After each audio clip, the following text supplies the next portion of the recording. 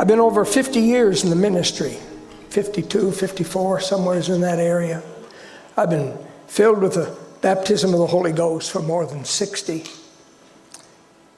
And I can tell you this morning that His Spirit's more real today than it was the night I received the baptism of the Holy Ghost over 60 years ago. We've had a long journey together, and I've learned to appreciate and love the Holy Ghost more than ever in my life. I'm going to take you back to why we're doing what we're doing. This isn't something started when we moved into this building. This isn't something that started when we moved into King Street. This is something that started about 50 years ago. 1972, I just moved, Duska and myself and 2 children then. Sean wasn't born yet. It was in June. He'd be born September of that year.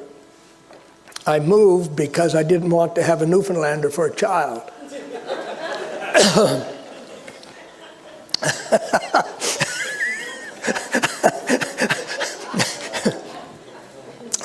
Not really.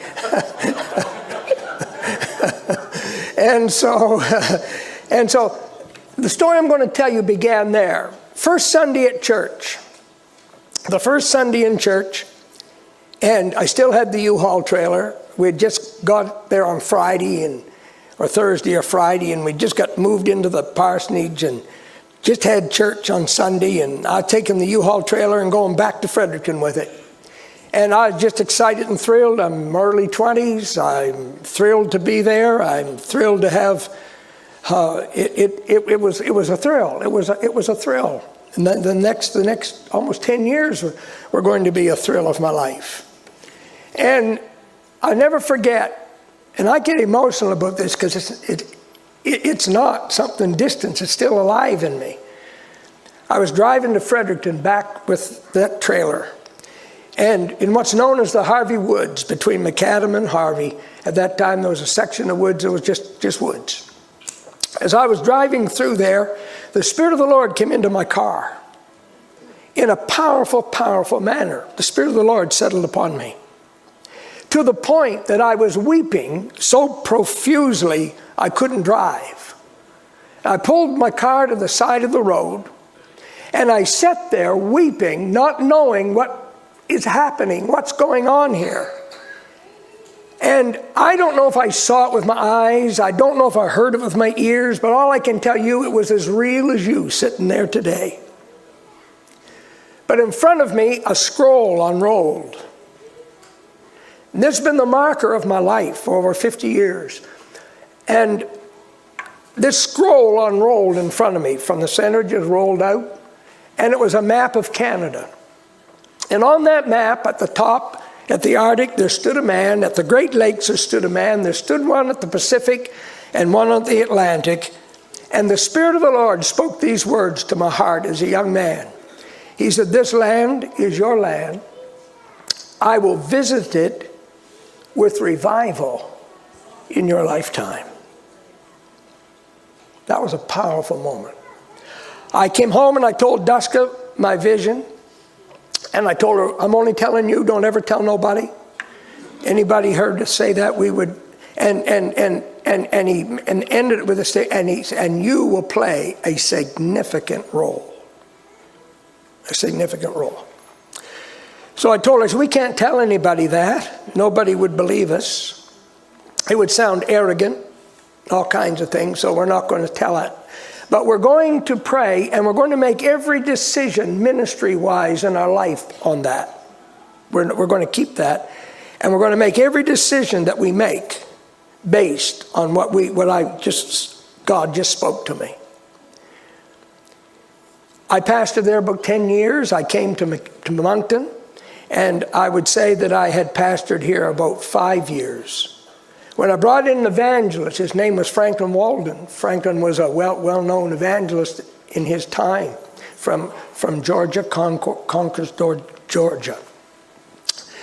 And when he came preaching at our church, in those days we sat on the platform. I was sitting on the platform and Franklin was preaching.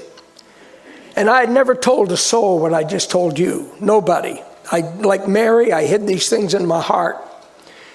And that morning, or that meeting, Franklin was preaching, and he turned around and he pointed his finger at me, and he began to publicly, out loud, some of you were in the meeting, he began to describe what I saw on that road that day 15 years prior and never told anybody.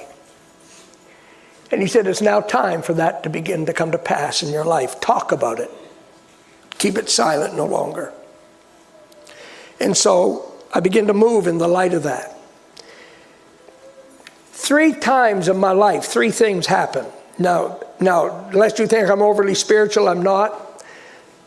The second one was more than 15 years from the first one, so it wasn't like God spoke to me in visions and dreams all the time. He didn't. But when he did, you knew he did.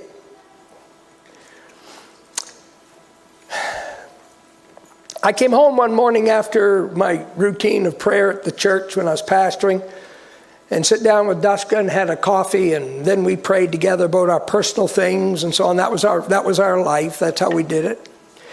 And I was getting ready. I was going to go to Nova Scotia that day, and I was just going out the door to go, and Duska spoke to me, and she said, God's going to speak to you today. I had a lot more experience with the Holy Ghost now than I had the first time that encounter came. I got in my car and I got out a notepad and I got out a pen and I laid it on the seat beside me. And I drove down the road expecting I'm going to hear from God today. I was going across the Tantramar Marsh and the same thing happened that happened on the Harvey Woods 15 years before. And I pulled the car to the side of the road and I reached for my pen and I reached for the pad to write down what he was going to say. And he said to me these words, you don't need to write it down because you'll never forget it. What I'm going to say to you, you'll never forget. And these are the words he spoke to me there that morning. Quit saying I'm slow and taking too long. The battle's not won by the swift but the strong. So move from the east to the west across this land. That's my instructions. With my word in your mouth, my sword in your hand. And on my word, continue to make demand. The battle's mine. It's already won. I'm listening for victory songs to be sung. Today I stand here and there's victory songs being sung across the nation. We just crossed the 100 mark, 102, the highest number we've had of credentialed ministers in Faith Christian Fellowship Canada.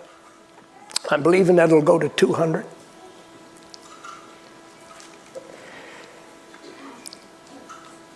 This is part of the reason we're here today. We're not trying something, we're walking in the light of something. We're not attempting something for God. We're moving into a place of allowing God to do what he designed and wants done and to bring to pass into fruition. You have setbacks along the way, but I tell you something, what doesn't kill you makes you strong.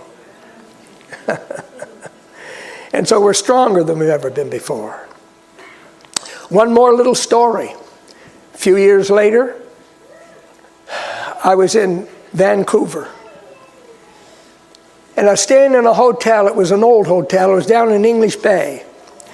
And it was a nice hotel, beautiful hotel, but it was an old hotel. I was on the 3rd floor, and you could open up the windows. You can't do that in hotels anymore, but you could open up the window and look outdoors. There were bars on it, but you could open the windows up. And because of the difference in the time, I'm awake early.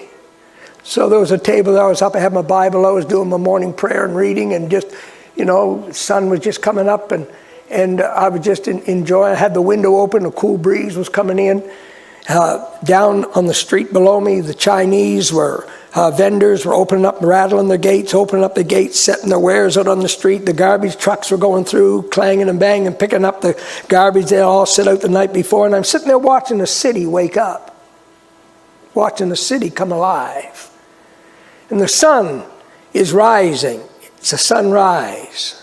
I haven't seen as many sunrises as I have sunsets, but the sun was rising out over the Pacific. And a beautiful, beautiful morning. And I'm sitting there. And the Spirit of the Lord spoke to me. This is why I don't struggle. I believe God is going to do what he said he was doing, and he is doing what he said he was going to do. And the Spirit of the Lord spoke to me and said, you see that sun? And these are the exact words he spoke, that's kissing the Pacific. You see the sun kissing the Pacific? He said 4.5 hours ago, that sun came across Cape Spear, Newfoundland. 4.5 hours ago. Came across Cape Spear. He said it moved across this nation. It visited every town, every village, every hamlet, every home, every person. It woke up every person in Canada in the last 4.5 hours. It's woke up every town, every city, every street. The sun has risen and come across this nation, and in a 4.5 hour period of time, it's woke up the nation. He said, so shall my spirit move from the east to the west. And he said, nobody can stop it any more than they can stop the sunrise. Understand this, what God said he will do, and it doesn't matter what the opposing forces is, you can't stop the sunrise.